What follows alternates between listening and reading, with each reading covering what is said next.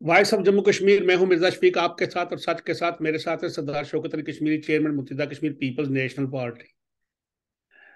हमारा आज का विलाग प्रोग्राम हस्ब हालात पाकिस्तान की मौजूदा सियासी सूरत हाल और सियासी जमातों का करदार और उसका मुआशी और सियासी मुस्तकबिल क्या होगा। क्या वहाँ की सियासी जमातें अपना वो करदार अदा करने में फाल हैं, या अभी भी किसी मखमसे का शिकार है। और आज चौधरी परवेज लाई भी गिरफ्तार हो गया है। आज़ाद कश्मीर और मुजफ्फराबाद में कश्मीर नेशनल स्टूडेंट फेडरेशन के तलबा को बेजवाज बिला जवाज उनके ऊपर FIR कार्ड्स के नामजद करके गुमनाम जगहों पे उनको थानों में बंद कर दिया जाता है। अदालतों से जमानत के बाद फौरन दूसरे मुकदमात में मुलव्वस करके गिरफ्तार कर लिया जाता है। मैं शौकत कश्मीरी साहब से इस पर भी बात करूंगा। IG Azad Kashmir, chief secretary Azad Kashmir और SSP मुजफ्फराबाद से भी मैं मुखातब हूं कि आप अपने नीचे जो बैठे हुए अफसरान हैं उनको ये तो पूछें कि जाती अनाज या छोटे मोटे जो तलबा के आपस में बरादरी जो हमारे जो कबायली तरीके से झगड़े हो जाते हैं, उन पर आप उन लोगों को जो वो तलबा जो किसी नेशनलिस्ट जमात के साथ वाबस्ता होते हैं, आप उन पे बिला जवाब गिरफ्तारियां करके उन पर तशद्दुद करते हैं।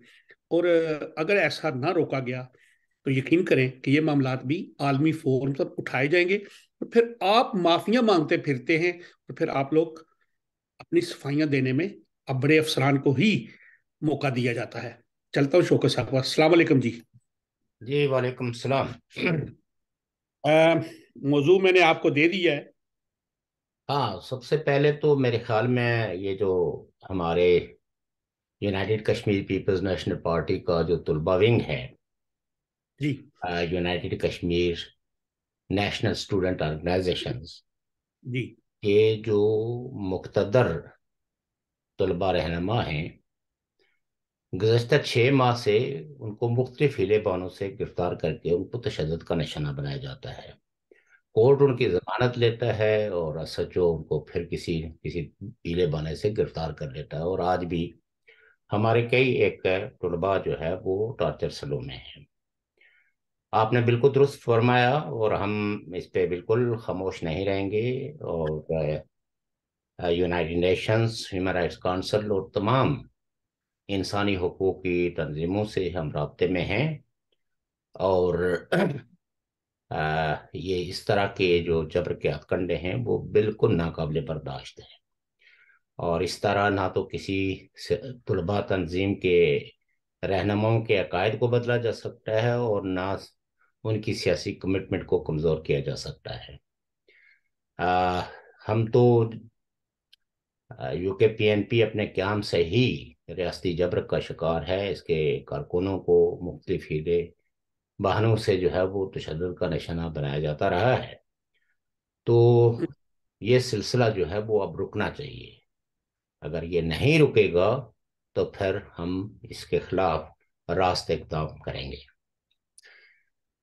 जहाँ तक आपके सवाल का तल्लक है पाकिस्तान की सियासी सूरत हाल, तो इसमें तो कोई दो आराय नहीं है कि पाकिस्तान की इस वक्त सियासी सूरत हाल बड़ी दगरगूं है।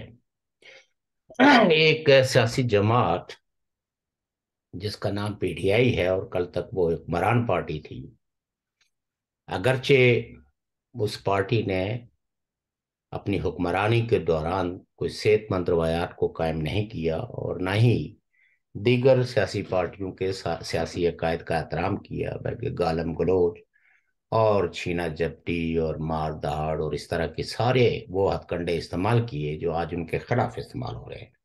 न हम कल उस बात के हामी थे, न आज हामी हैं, क्योंकि इससे एस्टेब्लिशमेंट का जो रोल होना चाहिए वो नहीं है, बल्कि वो सियासी अमूर में जो उसकी मदाखलत है, और उस मदाखलत के नतीजे में अगर आज आप पाकिस्तान की सियासी सूरत हाल, समाजी सूरत हाल और तमाम मसाइल को देखें तो ये उन्हीं पॉलिसियों के साथ जुड़े हुए हैं जहां आज पाकिस्तान के मुस्तकबिल के बारे में जितने भी संजीदा फिक्र लोग हैं वो अपने कंस्ट्रेंट का इजहार कर रहे हैं। اور برملا یہ کہتے ہیں. اب یہ کوئی ڈکی چھپی یا یہ کمروں کی بحث نہیں رہی ہے، ڈرائنگ روم کی بحث نہیں رہی ہے، بلکہ ٹی وی ٹاک شوز اور سوشل میڈیا پہ یہ بحث عام ہے کہ کیا پاکستان اپنا وجود برقرار رکھ سکے گا یا نہیں. کئی ایک جو ماہرین معاشیات ہیں وہ اس خدشے کا اظہار کر رہے ہیں کہ اگر آئی ایم ایف نے پاکستان کو کے ساتھ معاہدہ نہ کیا اور جون سے پہلے، یعنی جون کے اختتام تک اگر اس معاہدے کو اپنی عملی شکل میں نہ لائے تو پاکستان میں معاشی حالات مزید دگرگوں ہو جائیں گے. پہلے ہی پاکستان کے کوئی معاشی حالات درست نہیں ہیں. اس وقت بھی جو پاکستان کی گروتھ ہے وہ تو کوئی تقریباً 0.1% ہے، اور کئی لوگ اس عدد پہ بھی اختلاف رکھتے ہیں اور وہ کہتے ہیں کہ یہ بھی اصل میں موجودہ حکومت کی صحیح رانگ فیگرز ہیں.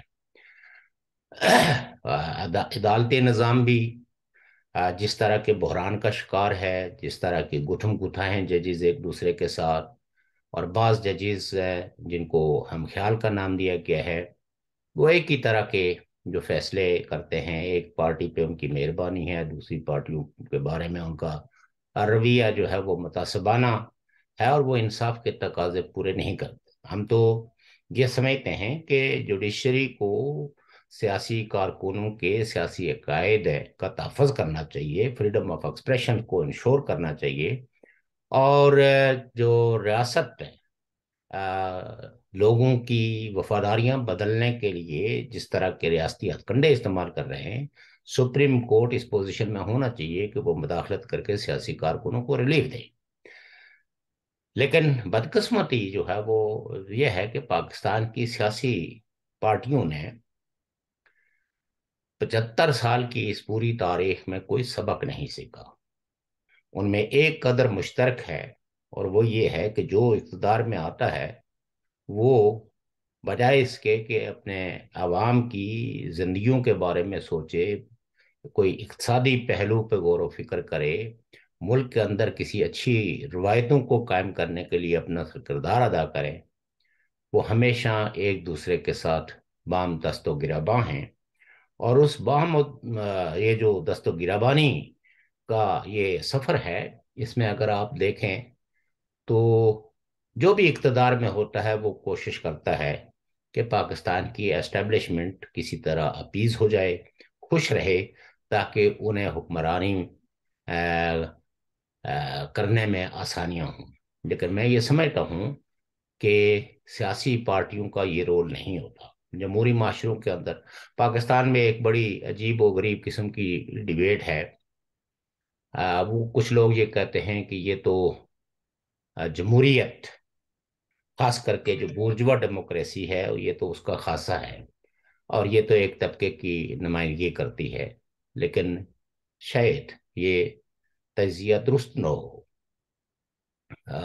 دنیا میں دیگر کئی ایک جو ایڈوانس کیپٹلسٹ کنٹریز ہیں ان میں بھی پولیٹیکل پارٹیز ہیں، اور ان پولیٹیکل پارٹیز کا رول اگر میچ کیا جائے پاکستان کی پولیٹیکل پارٹی سے تو وہ ٹوٹلی ڈیفرنٹ ہے. یہاں کی سیاسی جماعتیں جمہوری کلچر کو فروغ دینے کے لیے اپنا کردار ادا کرتی ہیں، لیکن بدقسمتی سے پاکستان میں ایک نفسا نفسی ہے، ایک دوسرے کے ساتھ گتھم گتھا ہیں، اور اس کے جو سب سے برے اثرات پڑ رہے ہیں وہ عام آدمی کی زندگی میں پڑ رہے ہیں. کیونکہ آپ یہ کہہ سکتے ہیں کہ جتنے پاکستان میں پیریفریز ہیں، چاہے وہ پی او کے ہو، چاہے وہ گلگت بلتستان ہو، یا جتنا پورا پاکستان ہی آپ لیں، جہاں آٹے کی قلت ہے، انرجی کرائسس ہیں، بجلی کی لوڈ شیڈنگ ہے، اور کسی آدمی کو بھی آج وہ مرحلہ آ چکا ہے کہ کوئی ایک آدمی بھی پاکستان کی سرزمین پہ کھڑا ہو کے یہ نہیں کہہ سکتا کہ وہ اپنے مستقبل کو روشن دیکھ رہے ہیں، بلکہ ہر طرف جو ہے وہ مایوسی ہے. اور پولیٹیکل پارٹیز کی جو وفاداریاں ہیں ان کو تبدیل کرنے کے لیے مختلف طرح کے ہتھ کنڈے استعمال کرتے ہیں، اور ان ہتھ کنڈوں کا کوئی فائدہ نہیں ہونے والا. میں یہ کہتا ہوں، مجھے ظاہر ہے کہ ہم تو ان پولیٹیکل پارٹیز کا جو بھی کردار رہا ہے، وہ کوئی بھی پولیٹیکل پارٹی ہو، ہم تو صرف یہ سمجھتے ہیں کہ وہ سیاسی رہنما پاکستان کے جو امن کے لیے، جو جو اڑوس پڑوس کے اندر اچھے تعلقات قائم کرنے کے لیے کوشاں رہے ہیں، ان کا ان کے اس رول کو تو سراہا جانا چاہیے. لیکن وہ وہ سیاسی جماعتیں، وہ سیاسی رہنما جو بغض کو، عناد کو، انتہا پسندی کو فروغ دے رہے ہیں، وہ اپنے عوام کے ساتھ کوئی انصاف نہیں کر رہے ہیں. اور اس کے نتائج جو ہے وہ یہ ہیں کہ 9 مئی کا واقعہ ہو یا ایک جبر مسلسل ہو، اس میں کوئی کسی عہد کو بھی آپ نہیں کہہ سکتے کہ وہ مثالی ہے، اس کو مثال کے طور پہ پیش نہیں کیا جا سکتا. بلکہ ہر دور کے اندر جو ہے وہ سیاسی کارکن مشکلات میں رہے ہیں. ہیومن رائٹس ڈیفینڈرز جو ہے وہ ان پر طرح طرح کے فتوے، طرح طرح کے ریاستی ہتھکنڈے ان کے خلاف استعمال ہوتے رہے ہیں، جس کی وجہ سے انسانی حقوق کا بھی تحفظ کرنا جو ہے اس ملک میں بے انتہا مشکل بنا دیا گیا ہے. تو ادارے جو ہے وہ، کوئی ریاست جو ہے وہ فنکشنل ریاست اسی وقت کہا جاتا ہے کہ جس وقت اس کے ادارے جو ہے وہ قانون کے مطابق، انصاف کے مطابق، اور جو کانسٹیٹیوشن ہو اس کانسٹیٹیوشن کے مطابق ادا کریں، تو تب آپ کہہ سکتے ہیں کہ کوئی ریاست ایک فنکشنل ریاست ہے. لیکن یہاں پاکستان کا جب تجزیہ کرتے ہیں تو Pakistan is not a functional state. یہاں ہر ادارے کا رول جو ہے وہ ایسا ہے کہ اس میں اور مافیا گروپس کے کردار میں فرق کرنا بہت مشکل ہو جاتا ہے. جہاں ہزاروں لوگ جو ہے وہ انفورس ڈسپیرنسز کا شکار ہے، ریاست نے غائب کیا ہوا ہے، اور ان کے پیارے ان کے لیے احتجاج کر رہے ہوں، اور آج بھی اگر کورٹ کسی ایک رہنما کی یا ایک سیاسی کارکن کی ضمانت کر دیتے ہیں، تو ریاست فوراً کسی اور کیس میں، کسی اور ایلیگیشن میں ان کو گرفتار کر لیتی ہے. تو اس سے کوئی صحت مند روایتیں تو قائم نہیں ہو سکتی، اور اس سے نہ کوئی صحت مند سیاست جو ہے وہ فروغ پا سکتی ہے. یہ تو ایک انتقام کی سیاست ہی اس سے جنم لے گی، اور انتقام کی سیاست جن خطوں کے اندر، جن علاقوں کے اندر فروغ پاتی ہے، وہاں بلاخر دہشت گردی کے لیے جو فضا ہے وہ ہموار ہو جاتی ہے، اور پھر دہشت گرد جو ہے وہ لوگوں کے ہیرو بن جاتے ہیں جو ریاست کے اس سسٹم کو چیلنج کرتے ہیں.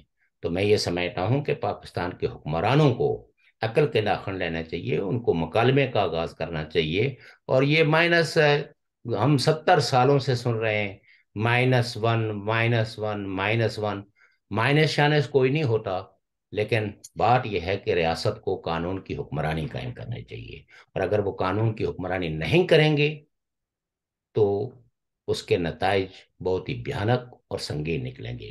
اور پاکستان میں تو سب سے بڑا مسئلہ یہ ہے کہ وہاں دہشت گرد گروہ جو ہے وہ بھی سرگرم عمل ہے. وہ سیاسی پارٹیوں کو اور سیاسی جماعتوں کو بھی عقل و خرد کا مظاہرہ کرنا چاہیے، اور چیزوں کو وہاں تک نہیں لے جانا چاہیے جس سے کہ ریاست کو ایسا جواز مہیا ہو کہ وہ اپنی پسند اور ناپسند کے نظام کو فروغ دیں، اور سیاسی آوازوں کو جو ہے وہ کچل کر رکھ دیا جائے.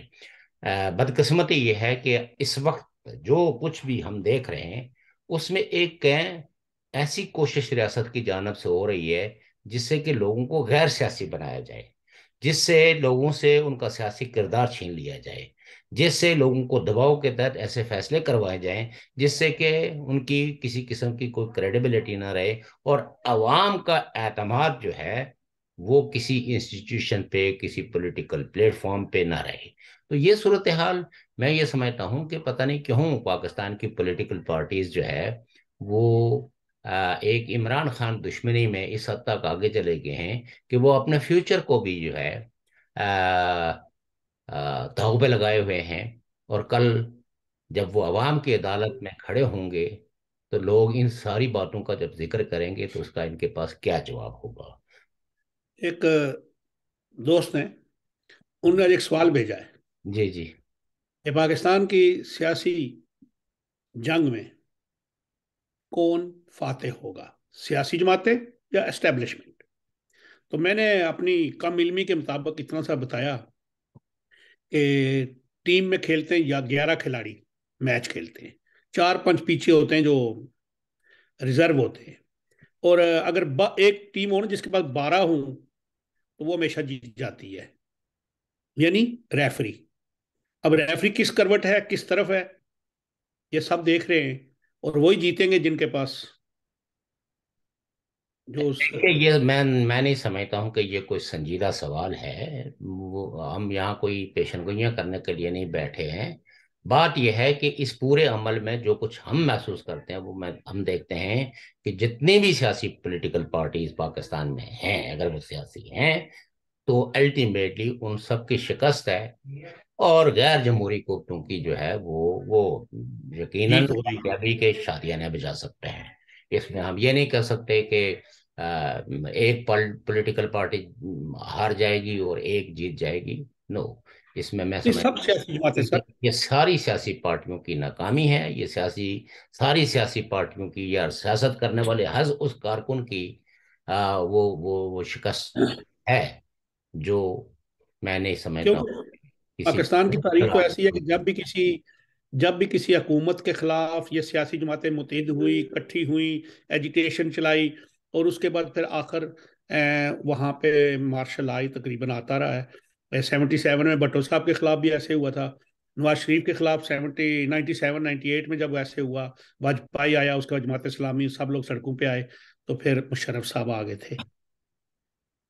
وہ دیکھیے بات یہ ہے کہ پاکستان کے اندر مارشل لاؤں کی جو طویل تاریخ ہے، اس تاریخ کے پیچھے جو ہے کئی ایک عوامل ہیں، اس میں اس بات سے اتفاق نہیں کرتا ہوں کہ یہ کوئی سیاسی پولیٹیکل پارٹیز کی یا سیاسی رہنماؤں کی غلطیوں کے نتیجے میں کچھ طالع ازما لوگ ہیں جو اقتدار کی چھینا جپٹی کے لیے ہمیشہ وہ طاقت ہے جو ایک آئین نے یا ایک ریاست نے کسی ایک ادارے کو دی ہے، اور وہ اس کا غلط استعمال کرتا ہے، تو اس نے ہی پاکستان کو کمزور کیا ہے، پاکستان کو آج اس قابل بنایا ہے کہ جس میں رول آف لا نام کی کوئی چیز موجود نہیں ہے، اور ایک افراتفری کا ماحول ہے۔ کسی کو بھی یہ سجھائی نہیں دیتا کہ وہ اس پورے عمل میں کیا اپنا کردار ادا کرے جس سے کہ لوگوں کے رائٹس جو ہے وہ پروٹیکٹ ہو سکیں۔ اور یہ آپ یہ دیکھیے نا، کئی ایک سوالات موجود ہیں کہ آخر یہ جو دعوے دار ہیں ہم اتنے طاقتور ہیں، ہم اتنے، ہمارے پاس ہر چیز موجود ہے، تو جب وہ ان انسٹالیشنز پہ جب حملے ہو رہے تھے تو اس وقت کہاں تھی یہ نمبر 1 آرمی کے لوگ کہ وہ اپنے ہی ایک گھر کی حفاظت نہیں کر سکے، اپنے سینٹر کی حفاظت نہیں کر سکے، اپنے جہازوں کی حفاظت نہیں کر سکے؟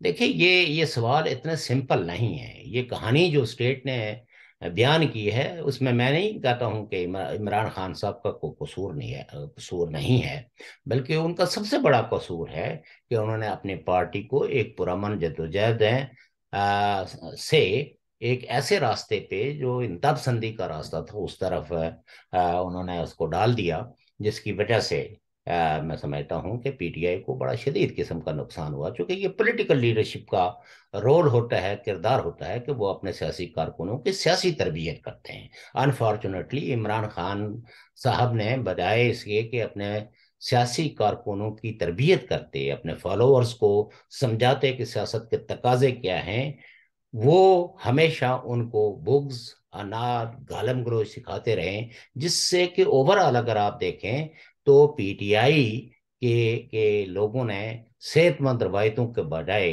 گالم گلوچ کو فروغ دیا، مکالمے کے بجائے انتہا پسندی کو فروغ دیا۔ اس میں یہ نہیں ہے کہ ان کا کوئی قصور نہیں ہے، لیکن جس واقعے کی آڑ لے کے تو ریاست اس وقت ہے بندوق اور گولی اور سب کچھ لے کے چڑھ دوڑی ہے سیاسی کارکنوں پہ، اس پہ بھی ان کو وضاحت کرنے چاہیے، اس پہ تحقیقاتی کوئی کمیشن ہونا چاہیے جو یہ دیکھے کہ آخر کیوں اگر اقتدار پہ قبضہ کرنے کے لیے آپ تو وزیر اعظم ہاؤس کو پھلانگ لیتے ہیں، آپ وزیر اعظموں کو گرفتار کر لیتے ہیں، لیکن اپنے گھر کی حفاظت کرنے میں آپ کیوں ناکام ہوئے؟ اس ناکامی کا اور اس گھر کو جو جس کے مناظر آج دکھا کے جو ہے نا پی ٹی آئی پر ایک قہر جو ہے وہ برسایا جا رہا ہے، تو آخر یہ تو سوال ہونا چاہیے نا کہ آخر اس گھر کو وہ کیوں چلنے دیا گیا، اس گھر کی حفاظت کیوں نہیں کی گئی؟ اتنی بڑی آرمی اور ایک کور کمانڈر جو ہے، اس کے نیچے کتنے برگیڈیئرز ہوتے ہیں، کتنے قوت ہوتی ہے. تو اور اگر یہ کنسپریسی تھی تو وہ بھی بتائی جانی چاہیے کہ اس میں کور کمانڈر اور آرمی کے کون کون سے لوگ ملے ہوئے تھے. محض یہ بات کہہ دینے سے کہ جی وہ جناح ہاؤس جل گیا یا کور کمانڈر ہاؤس کو جلا دیا پی ٹی آئی کے لوگوں نے، یہ کافی نہیں ہے. اس پہ لوگوں کے جو سوالات ہیں، ان سوالات کو سنجیدگی سے سن کے سنجیدگی سے جواب دیا جانا چاہیے.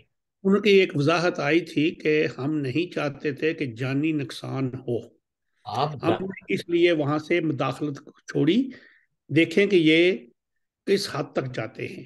یہ تو لیم ایکسکیوزز ہے نا. مارنے کو تو آپ جس وقت آتے ہیں تو آپ ہیلی کاپٹر گن شپ کا بھی استعمال کرتے ہیں، آپ لانگ رینج ویپن کا بھی استعمال کرتے ہیں. تو آپ دہشت سنیے نا، ایک ایک چیز یہ تھی کہ آپ کے پاس تو کمانڈوز ہیں، لوگوں کو ڈس آرم کر سکتے تھے. وہ کوئی اتنا بڑا مجمع تو نہیں تھا نا کہ جس کو گولی کے بغیر ڈسپرس نہیں کیا جا سکتا تھا. 4,000 لوگ تھے سر. مطلب 4,000 ہوں یا 10,000 ہوں، لیکن میں یہ کہتا ہوں کہ 10,000 سے زیادہ تو ایک کور کمانڈر کے انڈر جو ہے نا وہ فورس کام کرتی ہے نا. لہذا یہ سب لیم ایکسکیوزز ہیں، یہ خالصتاً ایک پروپیگنڈا ہے، اس کو بائی نہیں کیا جا سکتا انٹل اینڈ انلیس کہ اس فیلئر کو اسٹیٹ تسلیم کرے. یہ نہیں کہ انہوں نے کوئی عوام پہ رحم، جنہوں نے ماضی میں نہیں کھایا تو وہ کل کیسے کھانے کے لیے تیار ہو گئے. تو ہر ادارے کی اپنی ایک تاریخ ہے. جس طرح جوڈیشری کی اپنی ایک تاریخ ہے پاکستان کے اندر، پاکستان آرمی کی بھی اپنی ایک تاریخ ہے. آرمی جب میں لفظ استعمال کرتا ہوں تو وہ لوگ جو رسپانسبل ہیں، جو آرمی کی پالیسیاں بناتے ہیں کہ کہاں 2 قدم آگے بڑھنا ہے، 4 قدم پیچھے ہٹنا ہے، یہ 4 قدم آگے بڑھنا ہے، 2 قدم پیچھے ہٹنا ہے. تو یہ ان لوگوں کو یہ وضاحت کر دینی چاہیے. اور یہ کہنا کہ ہم نے کوئی عوام پہ ترس کھا کے تو یہ سب کچھ ہونے دیا ہے، یہ وضاحت جو ہے وہ عقل کو تسلیم نہیں کرتی. بلکہ ہاں، اگر کوئی فوج کے اندر جو ہے وہ ایسا ڈسکنٹینٹ تھا، بغاوت تھی، تو وہ بھی لوگوں کو بتایا جانا چاہیے. اور یہ پروجیکٹ جو عمران خان پروجیکٹ ہے، یہ کوئی آپ نے یا میں نے یا کسی اور نے تو نہیں شروع کیا تھا. یہ پروجیکٹ بھی تو آج تو کوئی چیز ڈکی چھپی نہیں ہے سوشل میڈیا کے دور میں. اور تمام مقتدر صحافی جو ہے وہ ساری چیزیں لائے. میں نے تو نہیں وہ عبد الستار ایڈی کی کنپٹی پہ بندوق رکھی تھی کہ بھئی آپ عمران خان کے ساتھ مل جائیں، ورنہ نہیں تو آپ کو مار کے ایم کے حوالے کیا جائے. یہ پوری ہسٹری ہے جو ہمارے سامنے ہے. یہ سب کچھ ہوا ہے، اس کے لیے ہمیں کتابیں پڑھنے کی ضرورت نہیں ہے. تو بہرحال یہ جو قصور، جنہوں نے یہ جرم کیا ہے، انہیں اپنا جرم ماننا چاہیے. اور ماننے کے لیے پھر جو ہے وہ یہ ابھی آپ دیکھیے نا کہ آج تو کہتے ہیں، لیکن کئی ایک لوگ ہیں جنہوں نے محض انسانی ہو گیا. ادریس خٹک جو ہے وہ ایک ہیومن رائٹس ایکٹیوسٹ ہے، جو human rights commission for Pakistan اس کے ساتھ کام کرتا رہا ہے، انسانی حقوق کی تنظیموں کا. اور میں زمانہ طالب علم سے اس کو جانتا ہوں. محض اس کی آواز کو بند کرنے کے لیے اس کو ملٹری کورٹ سے جو ہے نا وہ اتنی سزا دی گئی. اور پہلے تو 6 مہینے تک تو اس کا پتہ ہی نہیں چل رہا تھا کہ زندہ بھی ہے یا نہیں ہے. تو ایسے لوگوں کو جن کی ایک لمبی ان کی تاریخ بیٹی ہے بنی. پرامن جدوجہد کی، تو اس پہ انہیں میں سمجھتا ہوں کہ اپنے اداؤں پہ غور کرنا چاہیے، اپنے کردار پہ غور کرنا چاہیے. اور پاکستان میں اس وقت فوری طور پہ مکالمے کی ضرورت ہے. اور اس صورتحال کے اندر اور جو آئندہ بحران آ رہے ہیں، وہ سیاسی بھی ہیں، معاشی بھی ہیں، ثقافتی بھی ہیں، ہر نوع کے ہیں.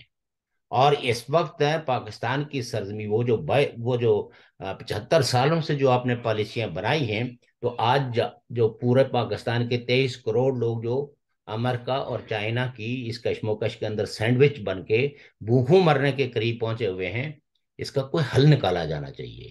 ورنہ نہیں تو یہ اتنا بڑا یہ ہیومن ٹریجڈی ہوگی کہ اس وقت لوگ کہیں گے کہ افسوس کریں گے کہ ہم نے اس میں کیوں نہیں انٹروین کیا. اور اڑوس پڑوس کے ملکوں کو بھی اپنا کردار ادا کرنا چاہیے تاکہ لوگوں کی زندگیوں کو محفوظ بنایا جا سکے. ورنہ یہاں سول وار اور کیا ہوتی ہے ملکوں کے اندر، آج ٹوٹلی ڈسکنٹینٹ ہے. یہ کوئی جشن بنانے کی بات نہیں ہے کہ کل تک جن کے لیے آپ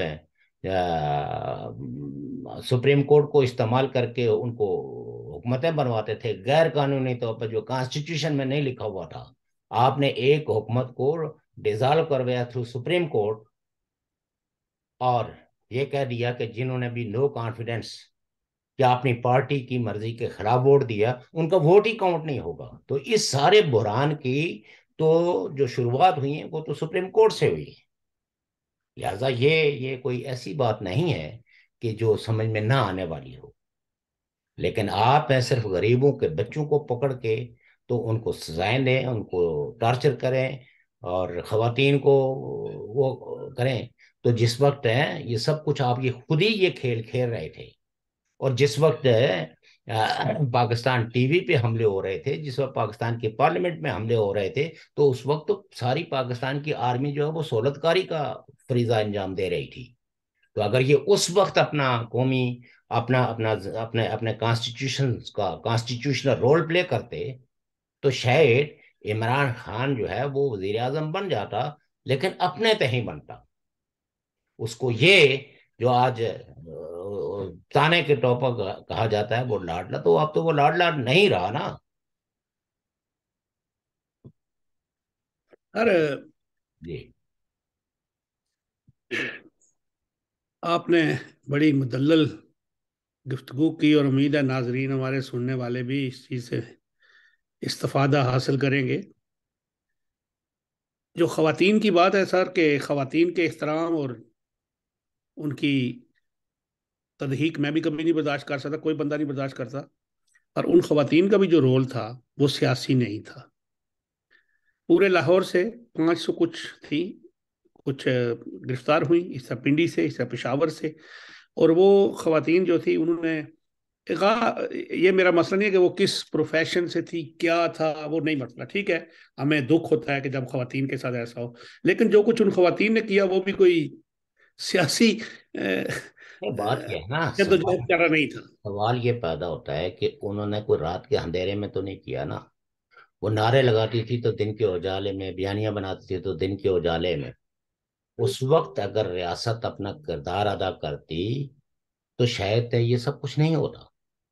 اس وقت بات یہ ہے کہ جس وقت آپ گو کی، اور ایسے کہ ایک پارٹی کو آپ کہیں کہ آپ نو کانفیڈنس کریں، دوسرے کو آپ کہیں کہ آپ پی ٹی آئی کے ساتھ مل جائیں، تو ذمہ دار تو یہ تو کل کی بات ہے نا۔ پرویز الہی تو مٹھائی زرداری صاحب کو کھلا کے، اور جو ہے وہ پی ڈی ایم کو جوائن کرنے کے بعد جا کے کس کے کہنے پہ انہوں نے کہا نا کہ کس نے کہا مجھے۔ تو یہ سب چیزیں جو ہے نا، یہ ایسا نہیں ہے کہ اس میں کوئی صرف سیاسی کارکنوں کا، یہ سیاسی ناسمجھی ہو سکتی ہے۔ سیاسی تو ناسمجھی یہ ہے کہ شاید کئی لوگ یہ سمجھتے تھے کہ پاکستان کی اسٹیبلشمنٹ یہی چاہتی ہے، اور اس کی تائید و حمایت عمران خان کو حاصل ہے۔ تو لہٰذا یہ غلط فہمیاں تو اسٹیٹ نے خود اپنے کردار سے پیدا کی ہے نا۔ اور اس میں اگر سادہ لوگ کا سیاسی کارکن جو ہے وہ اس میں جو ہے وہ ان کو سمجھنے میں کوئی کوتاہی اور غلطی لگی ہے، تو میرے خیال میں اس پہ بھی غور کیا جانا چاہیے، لیکن خواتین کو اور سیاسی کارکنوں کے جو حقوق ہیں ان کا تحفظ ہونا چاہیے، میرا تو یہ کہنے کا ویسے مطلب۔ آج تو پرویز لائی صاحب اور یہ کوئی انسان کوئی ایسی چیز نہیں ہے جس کو سدھایا جائے۔ انسان تو مکالمے سے گریجویٹ ہوتا ہے، گفتگو سے، بحث مباحثے سے، اور پھر اس میں ریاست اپنا ایک ٹرانسپیرنٹ رول ادا کرتی ہے۔ جو ریاستیں جو ہے وہ بظاہر ان کا کردار اور ہو، پیچھے کچھ اور ہو، ایک کو آگے کیا ہوا ہو، اس کے پیچھے دوسری ایک لائن کھڑی کی ہوئی ہو جو اس پہ بندوق تانے ہوئے ہو، تو اس کا انجام تو یہی ہوتا ہے۔ لہذا یہ سبھی کو یہ ماننا پڑے گا، اور سب سے زیادہ پاکستان کے اسٹیبلشمنٹ کو ماننا پڑے گا کہ ان کی کوتاہیوں، ان کی غلط پالیسیوں کے نتیجے میں یہ سب کچھ ہو رہا ہے۔ یہ آج تو پرویز لائی صاحب تو خیر فیملی کے ساتھ شمالی علاقہ جات کی طرف جا رہے تھے، گلگت بلتستان۔ ان کے ڈرائیور نے بیان دے دیا ہے جی کہ جی ان کو کہا گیا تھا کہ آپ گلگت بلتستان چلے جائیں، وہاں پہ آپ سیو رہیں گے۔ اس کے بعد شیخ رشید صاحب کو بھی بیان آ گئے ہیں، فواد چودھری صاحب جو ہیں وہ ادھر جا رہے ہیں کاف لیگ میں۔ اچھا ایک اور بات سنیں سر، ابھی اپنے ملک کی بات بھی کریں، اپنے علاقے کی بات بھی تھوڑی کر لیں۔ جی وہ جی۔ کیا نام ہے اپنے سابقہ وزیر اعظم صاحب ہمارے سردار تنویر الیاس صاحب، وہ کل شجاعت صاحب کے گھر چلے گئے، اور پھر انہوں نے وہاں پہ کہا کہ جی میرے پاس تو بڑے ایم ایل اے وغیرہ بھی ہیں 17-18، اور شجاعت صاحب کے بندے نے کہا جی کہ ہم نے سردار عتیق صاحب کو وہاں پہ ہماری کاف لیگ کا وہی ہیں نمائندے، ہم ٹکٹیں وکٹیں انہی کے تھرو ایشو کرتے ہیں۔ تو انہوں نے کہا جی یہ میں اختلاف کرتا ہوں، میرے اپنی جماعت ہے، میرے پاس اپنے لوگ ہیں، اور پاکستان کے ایم این اے کافی انہوں نے بڑا سوال یہ پیدا ہوتا ہے کہ تنویر الیاس صاحب کا جو حلقہ انتخاب ہے وہ کون سا ہے؟ یونیکوسل بنگوئی۔ وہ اگر وہ بھنگوئی ہے تو بھنگوئی تو پنجاب نہیں ہے نا۔ وہ تو ادھر ہے نا۔ تو اگر ایک پولیٹیکل پارٹی، آپ یہ تو تنویر الیاس صاحب کے عقل پہ آپ ماتم کریں کہ جو جا کے کسی در پہ یہ اصرار کر رہا ہے کہ میری جیب میں پتہ نہیں کتنے ایم پی اے ہیں اور ایم این اے ہیں، ہاں اور میں کسی علاقے کی سیاست کا پابند نہیں ہوں، اور اگلے کہہ رہے ہیں کہ آزاد کشمیر چیپٹر میں ہماری جو سسٹر آرگنائزیشن ہے وہ مسلم کانفرنس ہے، جی سربراہ سردار عتیق خان ہیں، تو ہم اپنی پارٹی کی برانچ جو ہے وہ وہاں قائم کرنے کے لیے جو نہیں کر سکتے، ہم کانسٹیٹیوشنلی باؤنڈ ہیں ٹو ریسپیکٹ دی ہوں سسٹر آرگنائزیشنز انٹرسٹ۔ تو اچھا آپ پھر بھی مزید ہیں کہ نہیں نہیں میں چودھری شاید صاحب کو بزرگ مانتا ہوں۔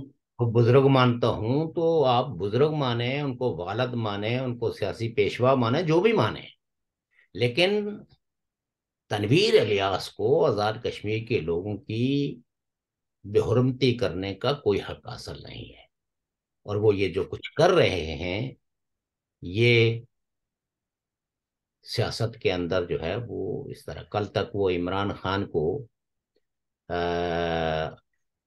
جن جن القابات سے نوازتے تھے، اور آج جو گالم گروچ وہ کر رہے ہیں، یہ کوئی مہذب خاندان کا آدمی جو کسی اچھی فیملی سے تعلق رکھتا ہو اس کو زیب نہیں دیتی۔ اور یہی تعلیم کیا ہوتا ہے، پرورش کیا ہوتی ہے؟ پرورش یہی ہوتی ہے کہ جب آپ نے کسی اچھے دور میں کسی کے لیے اچھے کلمات کہے ہیں، تب جب مشکل وقت آئے تو تب بھی آپ اپنے تحمل کو، اپنے مزاج کو توازن میں رکھیں۔ اور یہ تو بالکل سیدھا سی بات ہے کہ تنویر الیاس جو ہے وہ کسی کو خوش کرنے کے لیے، کیونکہ اس کی کم عقلی کے اندر یہ ہے کہ عمران خان کو اب مارنے کے لیے ساری فوج تیار ہو گئی ہے، تو لہٰذا میں بھی ہیں میں میں بھی بھی اپنا حصہ ڈال دوں۔ میں بھی ایک پتھر پھینک دوں۔ تو اس سے صحت مند روایتیں تھوڑی قائم ہوتی ہیں، اور اس سے کوئی سیاست، یہ کوئی سیاست تھوڑی ہے، یہ تو بدترین موقع پرستی اور مفاد پرستی کی تنویر الیاس ایک علامت کے طور پر جانے جائیں گے۔ اس سے کوئی صحت مند بات تو انہوں نے نہیں کی ہے وہاں۔ نہیں وہ تو بس گئے تھے میرا خیال ہے اپنے آپ کو بتانے کے لیے، یہ بتانے کے لیے۔ اختلاف نہیں تو وہ تو سیدھے طریقے سے جا کے شامل ہو جائیں۔ اگر آپ اگر آپ اپنے آپ کو پاکستانی سمجھتے ہیں، تو مسلم لیگ جو کاف ہے اس نے کوئی ایسا بورڈ تو نہیں لگایا ہوا نا کہ کوئی اس پارٹی میں شامل نہیں ہو سکتا، وہ تو انہوں نے دفتر کھولا ہی اسی لیے کہ شامل ہو جائیں۔ لیکن آپ تو ان سے وہ رول مانگ رہے ہیں جو آزاد کشمیر کے لیے، تو آزاد کشمیر کے رول کے لیے تو انہوں نے کہہ دیا، لیکن ہم تو یہ نہیں سمجھتے کہ کاف لیگ کوئی ایسی اصولی پارٹی ہے کہ جو اپنے اصولوں پہ کھڑی ہو جائے گی۔ کل کسی نے اگر ان کو کال کر کے کہا کہ نہیں نہیں اس کو تو آپ نے اکوموڈیٹ کرنا ہے، تو وہ سسٹر پارٹی کو کے انٹرسٹ کو بالاتار رکھتے ہوئے اس کو آزاد کشمیر ونگ کا جو ہے نا وہ صدر بھی بنا سکتے ہیں۔ تو پاکستان کی تو پولیٹیکل پارٹیوں کی تو یہی بدعملیاں، یہی جو ہے وہ ان کی موقع پرستیاں ہیں کہ انہوں نے کبھی اصولوں پہ کھڑے ہو کے کسی شخص کو ممبرشپ دینے سے انکار نہیں کیا، کہ چونکہ تمہارا کردار اس قابل نہیں ہے کہ آپ کو ایک پولیٹیکل پارٹی کا ممبر بنایا جائے۔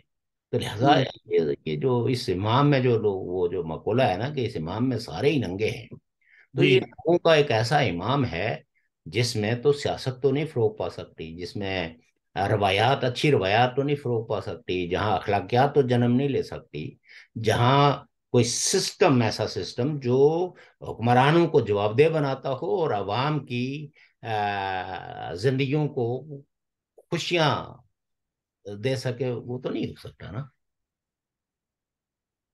تو آخری بات آپ سے پوچھنا ہے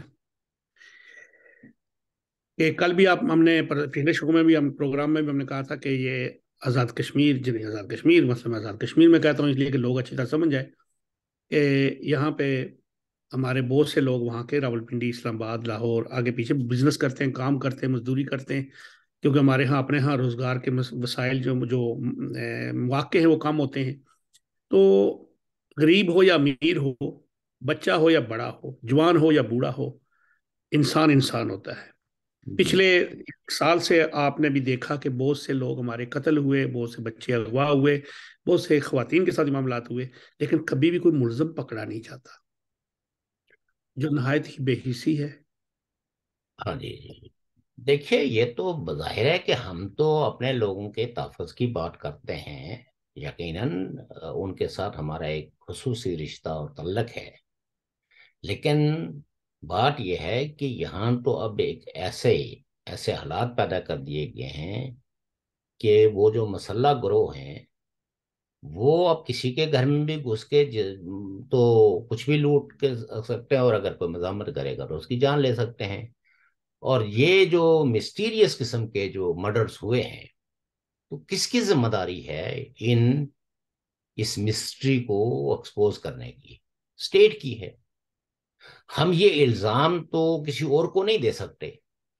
تو پاکستان کی ریاست نے جو کہ جس طرح کا کردار جو ہے وہ ادا کر رہی ہے، تو ہم تو ظاہر اسٹیٹ کو ہی کہیں گے کہ جناب آپ اپنا وہ کریں، لوگوں کے جان مال کی حفاظت کریں. جو لوگ بزنس کر رہے ہیں ان کے بزنس کے تحفظ کے لیے کوئی ایسے اقدامات کریں جس سے کہ لوگوں میں ایک احساس تحفظ جنم لے. باہر سے لوگ جاتے ہیں تو ان کو لوٹ لیا جاتا ہے، راستے میں لوٹ لیا جاتا ہے، گاڑی کو روک کے ناکے لگا کے جو ہے، اور کوئی پوچھنے والا نہیں ہے. تو پاکستان، یہ کوئی میں مخالفت کی وجہ سے نہیں کر رہا ہوں، لیکن وہ تو اب برائیوں کی ایسی اماجگاہ بن گیا ہے کہ جہاں کوئی آدمی بھی اپنے آپ کو محفوظ خیال نہیں کرتا. یہ بہت ہی خوفناک صورتحال ہے. بہت بہت شکریہ. ہمارے پاس وہ لفظ نہیں ہے کہ جن سے پاکستان کی جو ٹرو صورتحال ہے وہ لوگوں کے سامنے رکھ سکیں. بہت بہت 30 سیکنڈ رہ گئے ہیں محترم ناظرین سامعین. شوکت صاحب کے خیالات آپ نے سنے، ان کا تجزیہ سنا. ہم کسی کے بھی کوئی ذاتی مخامست نہیں ہے، مخالفت نہیں ہے، کچھ بھی نہیں ہے. ہم صرف اس جگہ کے، اس ملک کے، کیونکہ ہمارا اس کے ساتھ جو جغرافیائی طور پہ ہم ملتے ہیں، ہمیں وہاں کی بات کرنی پڑتی ہے، اور اپنے کے وقتاً کشمیر